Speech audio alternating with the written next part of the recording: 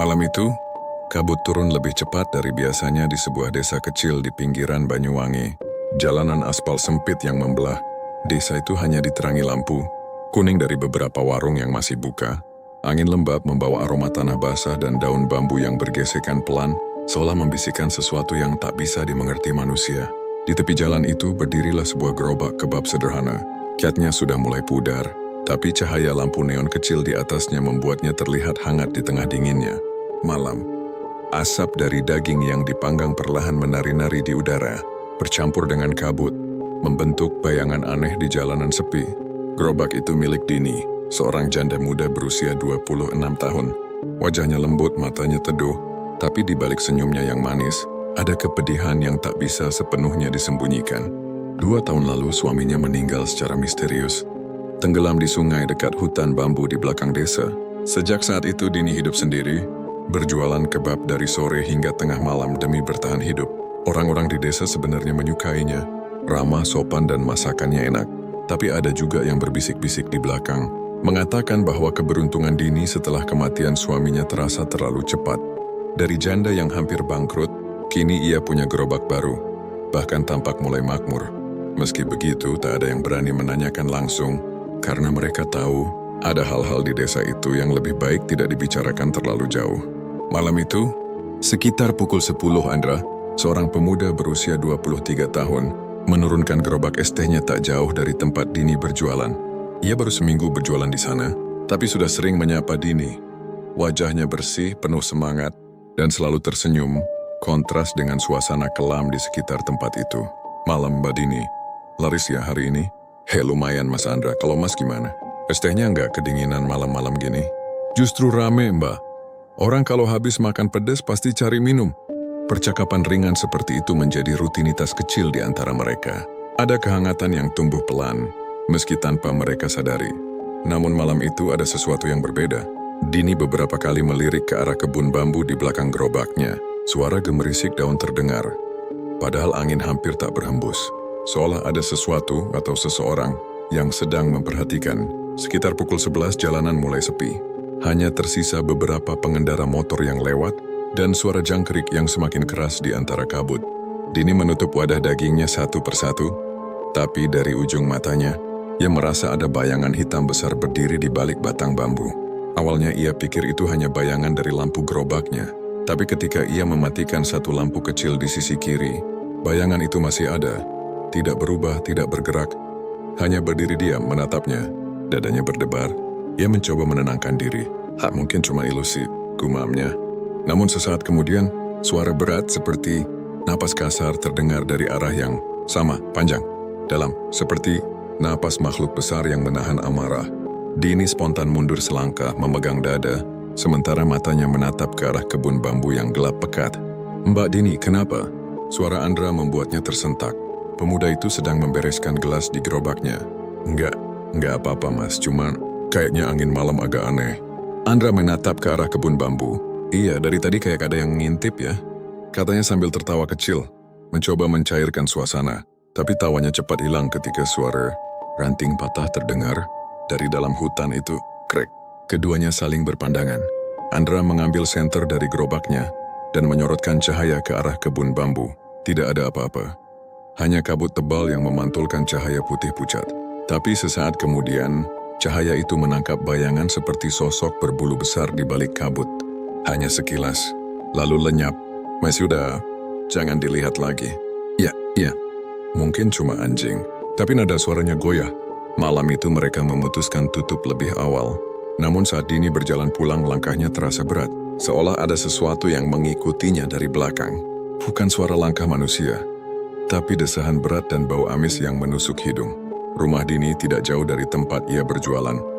Sekitar 15 menit, berjalan kaki melewati gang sempit yang diapit kebun pisang dan semak liar. Lampu jalan jarang. Hanya beberapa bohlam redup yang menggantung di tiang kayu. Dini menggandeng tas kecil berisi uang dagangan. Tapi sepanjang jalan, ia merasa seperti sedang diawasi. Ketika sampai di depan rumah, ia menoleh sekilas ke belakang. Kabut menutupi hampir seluruh jalan, tapi ia melihat sepasang mata merah menyala di kejauhan. Tatapannya tajam, tak berkedip memantul seperti bara api di dalam gelap. Dini buru-buru masuk, menutup pintu rapat-rapat, dan menyalakan semua lampu di ruang tamu. Ia mencoba menenangkan diri, tapi tak lama suara ketukan pelan di jendela membuatnya membeku. Tok, tok, tok, tok, tok, tok. Ia menoleh perlahan, tapi tak ada siapa pun di luar. Namun di kaca jendela bayangan hitam besar tampak berdiri. Bentuknya tak jelas, hanya bahu lebar, kepala besar, dan mata merah yang menatap lurus ke arahnya. Dini menjerit kecil dan mundur hingga punggungnya menabrak dinding. Astagfirullah, astagfirullah. Ia membaca istighfar berulang-ulang sambil memejamkan mata. Ketika dibuka lagi, bayangan itu sudah hilang. Malam itu Dini tidak bisa tidur. Di antara rasa takut, ada sesuatu yang aneh di dalam dirinya. Sebuah perasaan hangat, seolah ada makhluk yang memperhatikannya dengan lembut, bukan sekadar menakut-nakuti. Ia tak tahu dari mana datangnya perasaan itu, tapi sejak suaminya meninggal, ia sudah terbiasa dengan kesepian, dan kini untuk pertama kalinya ia merasa tidak sendirian.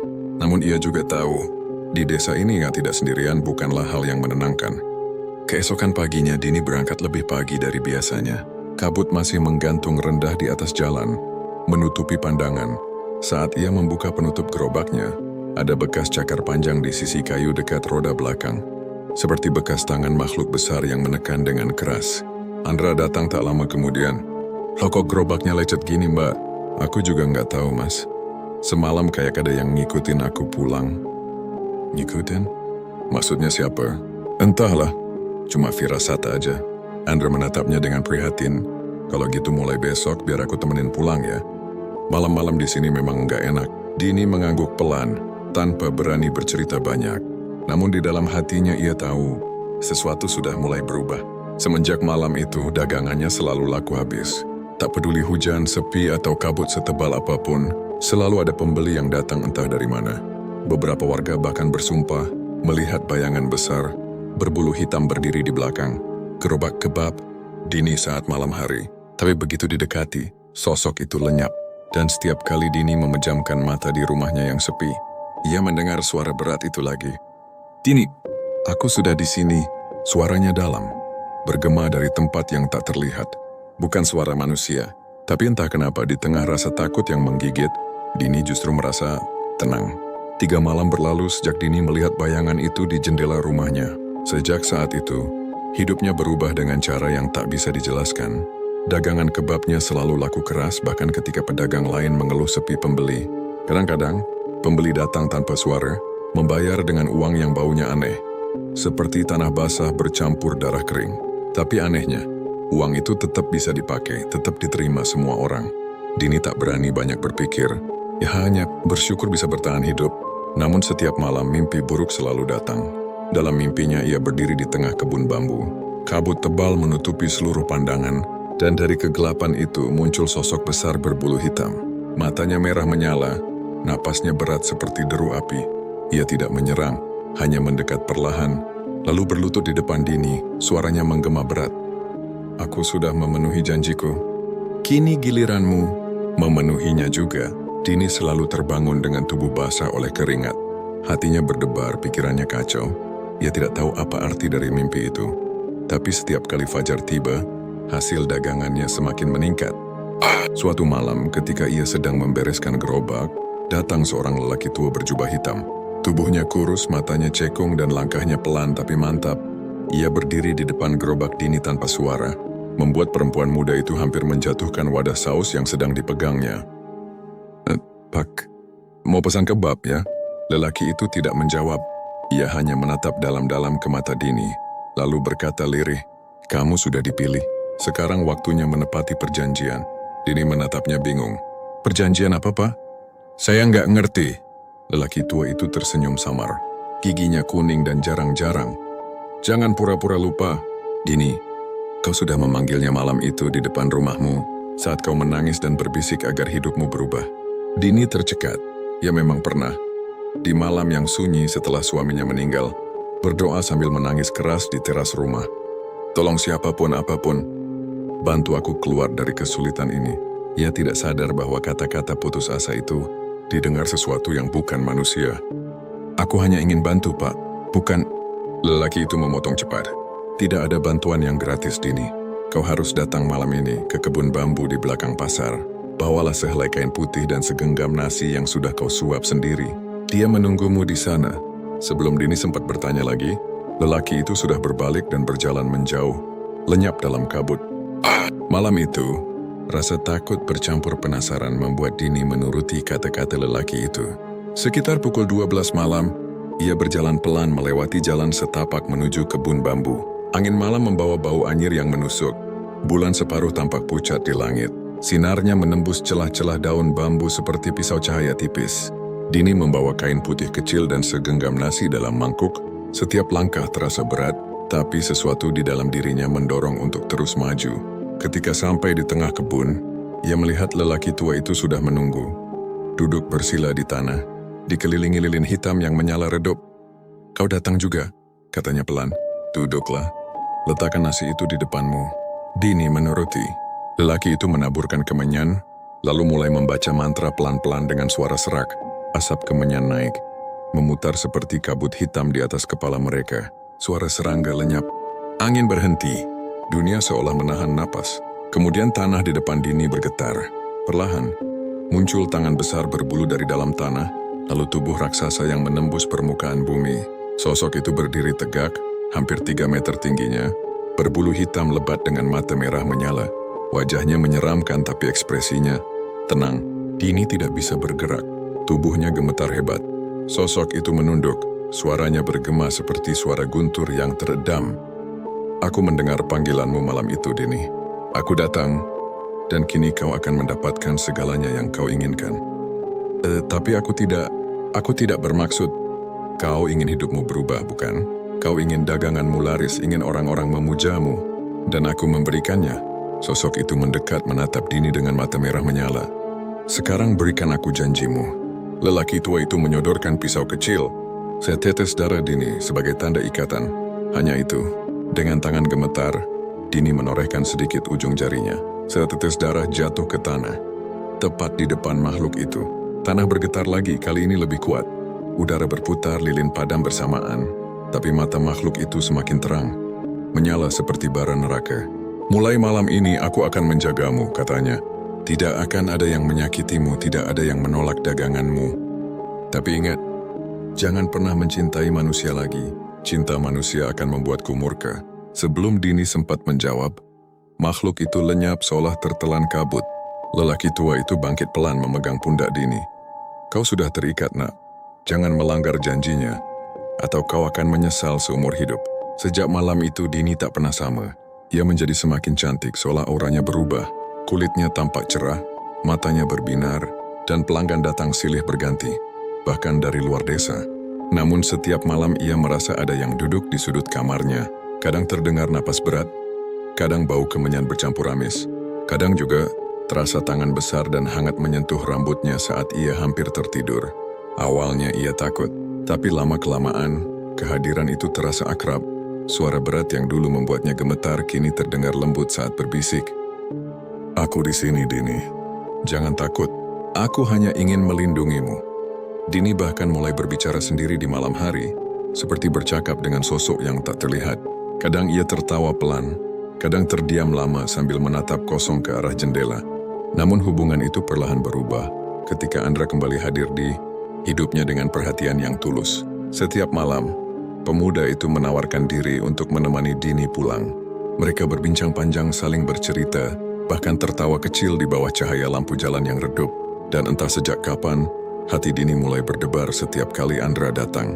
Tapi setiap kali ia tersenyum pada Andra, angin di sekitarnya mendadak dingin, seolah ada sesuatu yang marah diam-diam. Suatu malam ketika Dini dan Andra tertawa bersama di depan gerobak, tiba-tiba lampu gerobak Dini padam sendiri. Angin bertiup kencang, membuat spanduk kecil di atas gerobak berkibar keras. Andra menatap sekeliling, bingung. "Lo mati lampu ya?" Namun Dini tahu itu bukan karena listrik. Suara berat bergema pelan di telinganya. Hanya bisa ia dengar. "Kau lupa janjimu, Dini." Jantungnya berdegup kencang. Ia pura-pura tenang tapi matanya gelisah. Andra melihatnya pucat. "Mbak Dini, enggak apa-apa?" "Kok kelihatan takut?" Dini tersenyum paksa. "Enggak, cuma capek aja, Mas." Namun malam itu, setelah Andra pergi, Dini pulang dengan tubuh lemas. Di depan rumahnya asap tipis tiba-tiba muncul dari tanah. Bau amis menyengat dan dari kegelapan mata merah itu tampak lagi. Aku sudah memperingatkanmu, Dini. Cinta manusia tidak akan membawa kebahagiaan untukmu. Suara itu berat, kali ini terdengar penuh kecemburuan. Angin berputar, jendela bergetar, dan bayangan besar melintas cepat di dalam rumahnya meski semua pintu terkunci. Dini menutup telinganya dan berteriak, "Tolong aku! Aku nggak mau ini lagi." Namun yang menjawab hanyalah suara tawa berat, dalam dan bergema. Malam itu seluruh lampu rumah Dini padam bersamaan. Dan dari dalam kegelapan suara napas besar itu berbisik lagi di telinganya. "Kau sudah menjadi milikku, Dini, selamanya."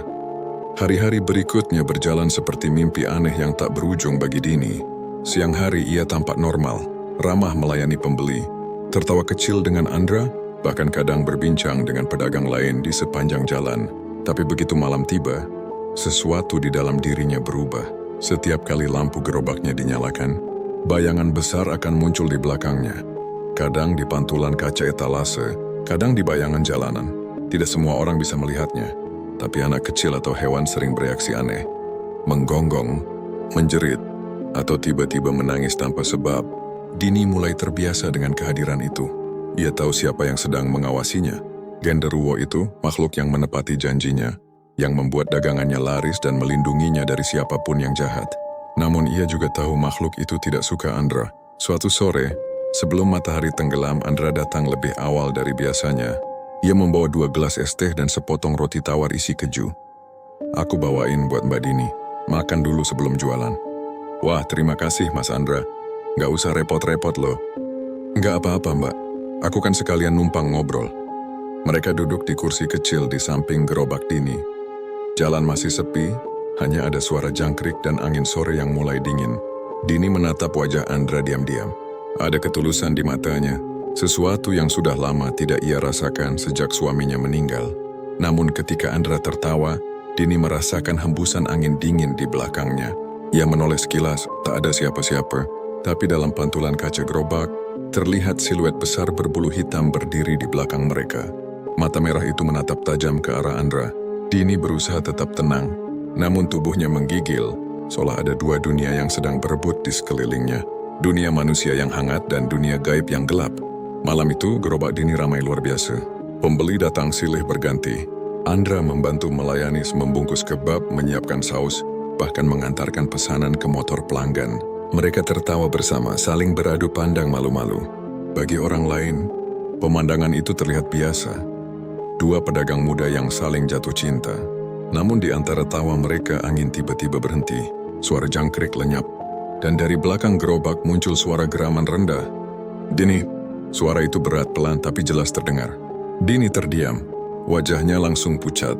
Andra menatap bingung. "Mbak Dini kenapa? Siapa yang manggil?" Enggak ada Mas. Aku cuman..." Suara itu datang lagi, lebih keras kali ini. "Kau melanggar janjimu." Dini spontan menjatuhkan spatula di tangannya. Saus tumpah ke tanah. Andra segera menghampiri. "Mbak, kamu sakit? Lihat wajahmu pucat banget." Dini berusaha tersenyum, tapi di dalam kepalanya terdengar suara bergaung. Suara yang sama dari malam pesugihan itu. "Aku melindungimu, tapi kau bermain dengan manusia. Kau ingkari aku, Dini." Tubuh Dini mulai gemetar. Ia menggenggam dada, mencoba menahan perih aneh yang tiba-tiba menjalar ke seluruh tubuh. Andra panik. "Mbak Dini, ayo duduk dulu." Namun sebelum sempat bergerak, lampu gerobak padam total. Angin berhembus kencang, membuat banner dan peralatan berterbangan. Dari arah kebun bambu terdengar suara berat seperti tawa, rendah dan panjang. "Hahaha." Andra memeluk Dini, menatap ke arah suara itu, tapi tak ada apa-apa selain kabut yang menebal. "Maizandra, tolong aku," bisik Dini pelan, matanya berkaca-kaca. Iya, aku di sini." "Tenang, Mbak." Namun di balik kabut, sepasang mata merah kembali muncul, menatap mereka tanpa kedip. Sejak malam itu, gangguan semakin sering datang. Andra mulai mengeluh karena gerobaknya sering rusak tanpa sebab. Kadang roda gerobak copot, kadang kaca retak, bahkan pernah seluruh wadah ST-nya pecah bersamaan padahal tak disentuh siapapun. Setiap kali hal itu terjadi, Dini merasa bersalah, karena ia tahu penyebabnya. Makhluk itu cemburu. Dini mencoba menjauh dari Andra, tapi hatinya tidak sanggup. Semakin ia menolak, semakin ia ingin bertemu. Andra juga semakin memperhatikannya. Suatu malam ketika Dini sedang membersihkan gerobaknya, Andra datang membawa jaket. "Udah malam dingin, nih pakai dulu." Dini menerimanya. Saat tangan mereka bersentuhan, Udara di sekitar mendadak membeku. Lampu jalan berkedip pelan, dan angin berhenti total. Tiba-tiba terdengar suara berat menggeram dari arah kebun bambu. "Dini!" Suara itu begitu keras hingga membuat kaca etalase bergetar. Andra menoleh ke arah kebun, tapi hanya melihat bayangan hitam besar di balik kabut. "Siapa itu? Hei! Jangan ganggu Mbak Dini." Ia melangkah maju beberapa langkah, tapi Dini menahannya. "Jangan, Mas. Tolong jangan." Air mata Dini mengalir. Ia tahu apa yang sedang terjadi. Bayangan itu bergerak cepat, mendekat. Suara ranting patah terdengar dari segala arah. Dini berlari memeluk Andra, menutupi wajahnya di dada pemuda itu. Angin berputar seperti pusaran kecil, membawa aroma amis bercampur asap dupa. Tiba-tiba suara itu kembali berbisik di telinganya. Lembut tapi menakutkan. "Aku mencintaimu, Dini." "Tapi kenapa kau memilih manusia itu?" Dini menjerit keras. Andra memeluknya erat, tak tahu harus berbuat apa. Namun dalam ceritanya Dini mendengar suara lain, lebih jauh tapi jelas. Tawa laki-laki tua, suara dukun yang dulu menuntunnya dalam ritual. "Ingat perjanjianmu, Dini. Cinta manusia akan menghancurkanmu." Beberapa hari kemudian Dini mulai berubah. Wajahnya pucat, matanya sering kosong. Kadang ia tertawa sendiri di tengah malam. Kadang berbicara dengan sesuatu yang tak terlihat. Andra khawatir, bahkan sempat mengajak Dini pergi berobat ke Ustadz. Namun setiap kali mereka hendak pergi, selalu ada halangan aneh. Ban motor bocor, hujan deras mendadak turun, atau Dini tiba-tiba pingsan di jalan. Suatu malam Dini duduk di dalam rumah dengan mata kosong. Di hadapannya bayangan hitam besar itu muncul lagi. Kini lebih jelas, sosok berbulu lebat dengan dada bidang dan wajah menyeramkan, tapi matanya memancarkan kesedihan. "Aku sudah memberimu segalanya, Dini. Harta, keselamatan, kekuatan. Tapi kenapa kau abaikan aku?" Air mata Dini jatuh. "Aku nggak mau kehilangan semuanya, tapi aku juga manusia. Aku butuh cinta, bukan cuma perlindungan." Makhluk itu mendekat, suaranya pelan. "Dan aku bisa memberimu cinta, bahkan lebih dari manusia manapun. Tapi kau bukan manusia. Aku bisa menjadi apapun yang kau mau." Tiba-tiba, wajah makhluk itu berubah samar, meniru wajah Andra. Dini menjerit ketakutan, mundur hingga punggungnya menabrak dinding. "Hentikan! Jangan ganggu aku lagi!" Namun sosok itu hanya tersenyum, lalu menghilang ke udara bersama angin dingin yang menyapu seluruh ruangan. Sejak saat itu Andra sering bermimpi aneh. Dalam mimpinya, ia melihat Dini duduk di bawah pohon bambu menangis, sementara di belakangnya berdiri makhluk besar bermata merah. Setiap kali ia mendekat dalam mimpi itu, makhluk tersebut menatap tajam dan berbisik, "Jangan dekati dia. Dia milikku." Andra terbangun dengan keringat dingin setiap malam, tapi rasa cintanya semakin kuat. Ia merasa harus melindungi Dini, apapun risikonya. Dan di sisi lain Dini tahu, semakin ia mencintai Andra, semakin makhluk itu marah. Sampai akhirnya malam itu datang. Malam ketika semua batas antara dunia manusia dan dunia makhluk itu mulai kabur. Ketika Dini dan Andra berdua di depan gerobak, bulan purnama menggantung tinggi. Udara tiba-tiba membeku. Kabut turun begitu tebal hingga mereka nyaris tak bisa melihat satu sama lain. "Mbak Dini kok tiba-tiba dingin banget ya?" "Mas Andra, ayo pulang aja. Aku takut malam ini beda." Namun sebelum mereka sempat melangkah, suara tawa berat menggema dari arah kebun bambu. Disusul bayangan besar yang muncul di tengah jalan, perlahan membentuk sosok genderuwo hitam dengan mata merah menyala. Andra menatap terkejut. "Astagfirullah. Itu apa?" Dini menjerit, "Mas lari." Tapi tubuh Andra terpaku. Sosok itu berjalan mendekat dengan langkah berat. Setiap pijakannya membuat tanah bergetar. "Kau manusia lemah, berani merebut milikku." Genderuwo itu mengangkat tangannya. Angin berputar, membuat gerobak Andra terhempas dan pecah berantakan. Andra terlempar ke tanah, berdarah di pelipis. Dini berlari menolong, tapi genderuwo itu menahan dengan tatapan penuh amarah. "Dini, aku sudah memperingatkanmu."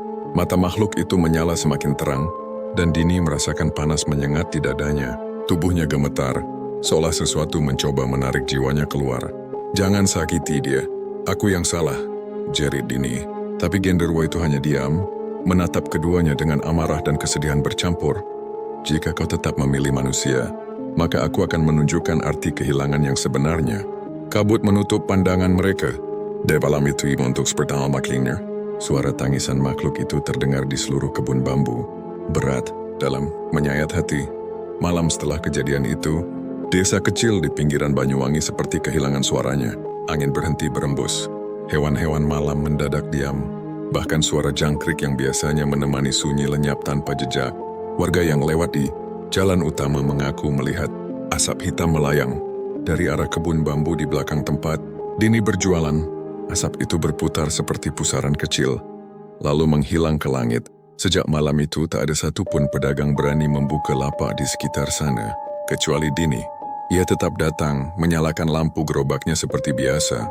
Tapi wajahnya kini pucat dan matanya kosong. Andra tak pernah muncul lagi setelah malam itu. Gerobaknya ditemukan rusak parah, terbakar sebagian di pinggir jalan. Warga mengira ada korsleting atau tumpahan bensin, tapi tidak ada bau bahan bakar sama sekali. Hanya bau amis dan dupa terbakar. Di rumahnya Dini duduk di depan cermin. Rambutnya acak-acakan, bibirnya kering. Ia menatap wajahnya sendiri dengan mata nanar. Tapi dari pantulan cermin, ada bayangan hitam besar yang berdiri di belakangnya. Makhluk itu, genderuwo yang pernah ia lihat di kebun bambu, kini muncul lebih sering. Wujudnya tak lagi samar. Bulunya hitam legam, matanya merah menyala seperti bara, dan dada bidangnya naik turun seperti menahan amarah yang tak tertahan. "Kenapa kau menyakitinya?" Suara Dini pelan gemetar, "Karena dia ingin merebutmu dariku. Dia cuma manusia biasa, dan kau juga manusia, tapi kau milikku." Makhluk itu mendekat, suaranya berat tapi terdengar lirih, seperti suara seseorang yang patah hati. "Aku sudah memberikan segalanya padamu, Dini, tapi kau memilihnya. Kau mencintainya, bukan aku." Air mata Dini menetes. Ia mencoba menghindar, tapi tangan besar makhluk itu memegang pundaknya sangat tapi membuat kulitnya terasa terbakar. "Lepaskan aku." "Tidak, kau sudah berjanji." Cermin di depan mereka retak tiba-tiba. Garis retakan menyebar seperti jaring laba-laba. Di dalam pantulan kaca, wajah Dini berubah pucat, matanya tampak kosong. Sementara di belakangnya, genderuwo itu tersenyum samar. Wajahnya penuh amarah yang ditahan. Keesokan harinya warga dikejutkan oleh kejadian aneh. Lapak-lapak di sekitar tempat Dini berjualan rusak berantakan. Gerobak Andra, yang tadinya sudah diperbaiki, ditemukan roboh lagi. Kali ini terbalik di tengah jalan. Beberapa pedagang mengaku mendengar suara tawa besar dari arah kebun bambu di tengah malam. Tawa berat, panjang, dan menyeramkan.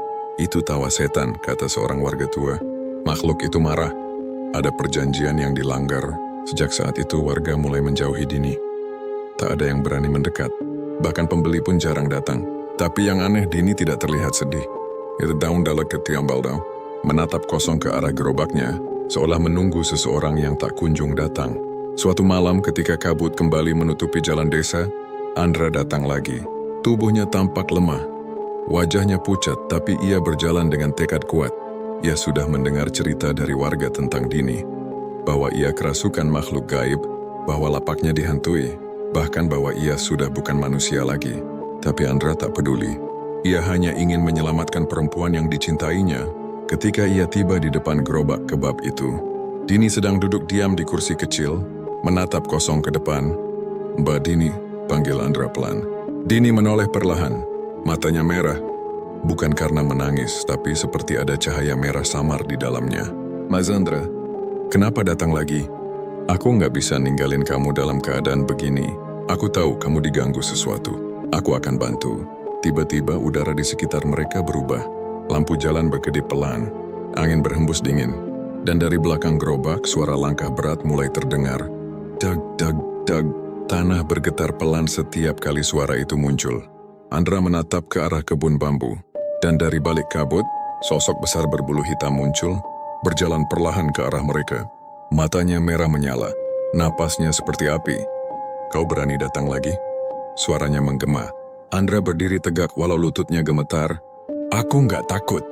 Aku cuma mau ambil Dini kembali. Dia milikku." "Dia manusia, bukan milik siapapun." Genderuwo itu meraung keras, hingga daun-daun bambu bergoyang seperti diterpa badai. Gerobak kebab Dini bergetar hebat, lalu meledak kecil, membuat api kecil menyala di sekitarnya. Andra melindungi Dini dengan tubuhnya. "Pergi, Mas. Nanti kamu celaka." "Aku nggak akan ninggalin kamu." Makhluk itu mendekat, dan dengan satu hembusan napas, api di sekitar mereka padam tiba-tiba. Suasana menjadi gelap total, hanya menyisakan cahaya merah dari mata makhluk itu. "Kau tidak mengerti, Dini. Cinta manusia akan membawa petaka, tapi aku bisa membuatmu hidup selamanya bersamaku. Dini menggeleng menatapnya dengan air mata. Aku nggak mau hidup selamanya dalam kegelapan. Aku cuma mau jadi manusia biasa. Suara raungan besar kembali menggema. Genderuwo itu marah. Tanah bergetar, gerobak Andra terlempar, dan seluruh lampu jalan padam bersamaan. Warga yang menonton dari jauh menjerit ketakutan dan berlarian. Beberapa melihat bayangan raksasa hitam berdiri di tengah jalan, dikelilingi api dan asap hitam.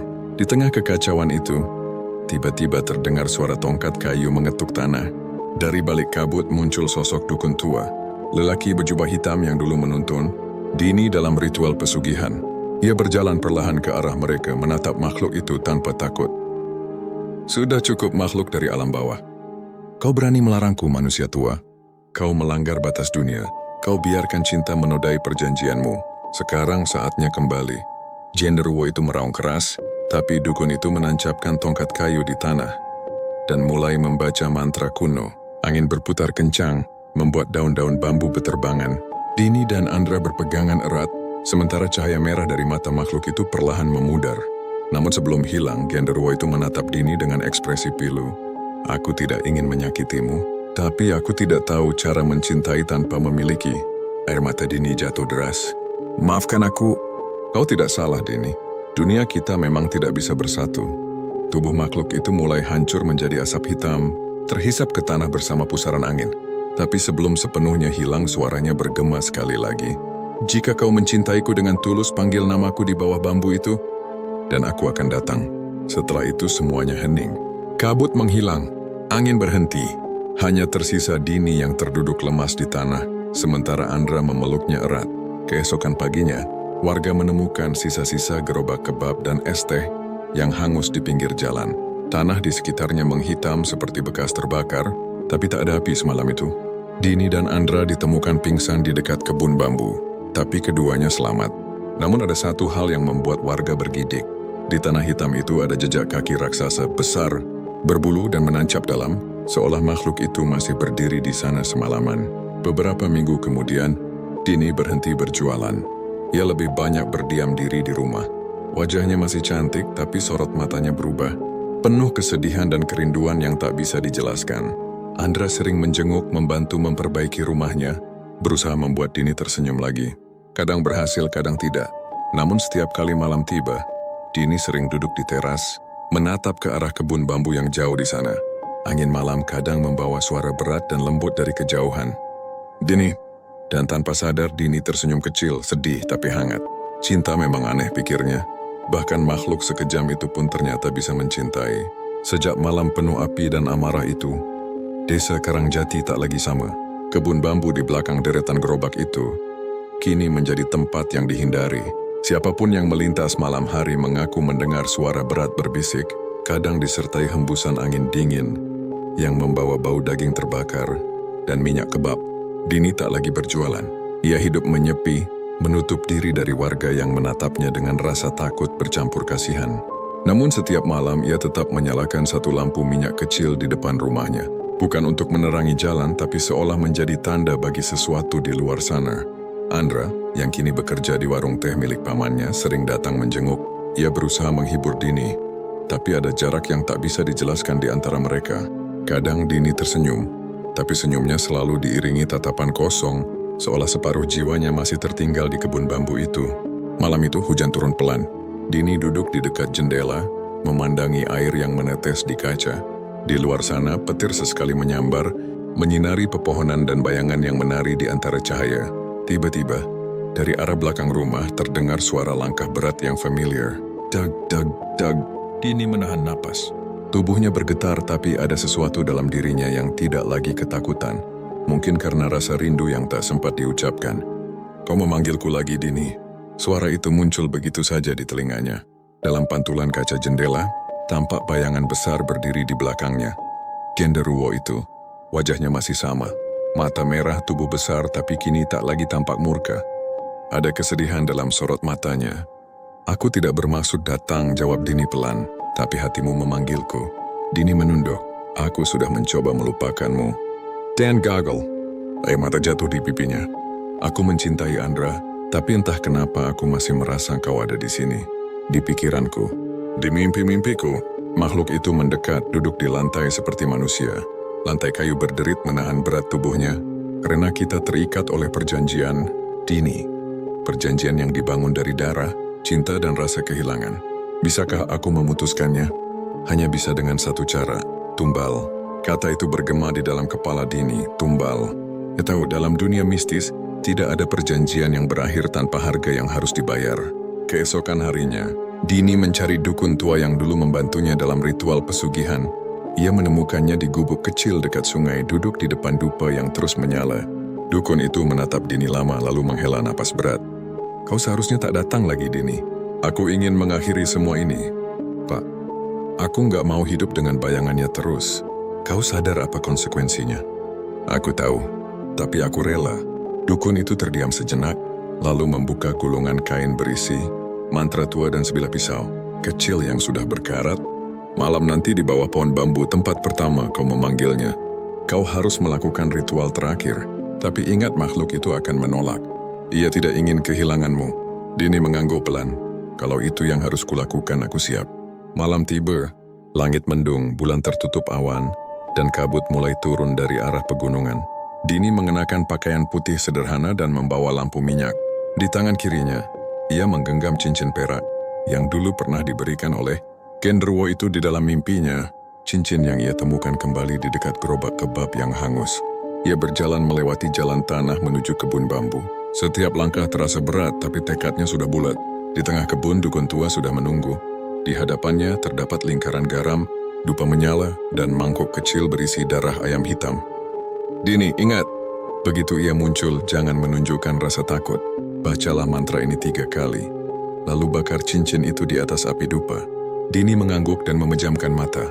Tak lama setelah mantra pertama keluar dari bibirnya, angin kencang berputar. Bambu-bambu berderak seperti tulang retak. Suara lolongan panjang menggema dari kejauhan. Dini tetap membaca mantra kedua, tapi kali ini suaranya mulai gemetar. Dini! Suara berat itu datang dari kegelapan, kabut menebal, dan dari balik asap genderuwo itu muncul lagi. Tapi kali ini wajahnya bukan penuh amarah, melainkan duka mendalam. Matanya berkaca-kaca, sesuatu yang tak pernah dilihat Dini sebelumnya. Jangan lakukan ini. Aku mohon, aku harus mengakhirinya. Kalau kau pergi, aku akan lenyap. Kau tahu itu? Aku tahu. Air mata jatuh di pipi Dini, tapi kita memang tak bisa bersama. Kau dari dunia yang gelap, dan aku harus kembali ke terang. Makhluk itu meraung pelan, bukan marah, tapi seperti seseorang yang kehilangan segalanya. Dini membaca mantra ketiga. Tangannya bergetar memegang cincin. Api dupa berwarna biru menyala lebih besar, menyambar ujung jarinya. Dini, aku mencintaimu. Teriakan itu menggema bersamaan dengan api besar yang menyambar cincin perak di tangannya. Dalam sekejap, genderuwo itu menjerit keras. Tubuhnya mulai retak seperti kaca, pecah menjadi kepingan hitam yang terbakar oleh cahaya api. Dini jatuh terduduk, tubuhnya gemetar hebat. Suara raungan besar mengguncang seluruh kebun bambu. Daun-daun berterbangan, tanah bergetar dan bau belerang memenuhi udara. Dini! Teriak dukun tua sambil menarik tubuhnya keluar dari lingkaran. Kau berhasil, tapi tubuhmu. Dini menatap tangannya yang mulai memutih kemudian transparan. Aku ikut terbakar. Dukun itu menunduk. Kau bagian dari perjanjian, Dini. Menyegelnya berarti menyerahkan jiwamu. Dini tersenyum tipis. Mungkin memang begini takdirnya. Ia menatap ke arah kobaran api yang semakin redup. Di sana samar-samar terlihat bayangan genderuwo yang menatapnya dari balik cahaya, lalu menghilang. Keesokan harinya, warga menemukan tanah hangus di tengah kebun bambu. Tak ada tanda-tanda kehidupan, hanya bau dupa dan sisa cincin perak yang meleleh di tanah. Dukun tua ditemukan pingsan di pinggir jalan, dan setelah sadar ia hanya mengatakan satu kalimat, perjanjian sudah berakhir, tapi cintanya akan tetap hidup di antara kabut. Malam itu Andra datang mencari Dini. Ia menemukan rumah Dini kosong, hanya ada lampu minyak yang masih menyala di depan pintu. Ia duduk lama di sana menatap lampu itu sampai api padam sendiri. Saat ia bangkit untuk pergi, angin berhembus lembut dari arah kebun bambu, membawa aroma kebab panggang yang samar. Dan dalam bisikan halus yang nyaris tak terdengar, ia mendengar suara lembut penuh kasih. Terima kasih, Andra. Ia menoleh cepat, tapi tak ada siapa-siapa. Hanya kabut yang bergulung pelan, seolah menyembunyikan sesuatu yang telah usai, namun masih menatap dari kejauhan. Sejak malam itu, warga percaya bahwa di setiap Jumat Kliwon, ketika kabut turun tebal di Jalan Karangjati, akan tercium aroma kebab dari arah kebun bambu, tanda bahwa Dini dan makhluk itu masih bersama di dunia yang tak bisa dilihat manusia. Terima kasih sudah menonton, jangan lupa like, komen, share, dan subscribe untuk mendengar kisah selanjutnya.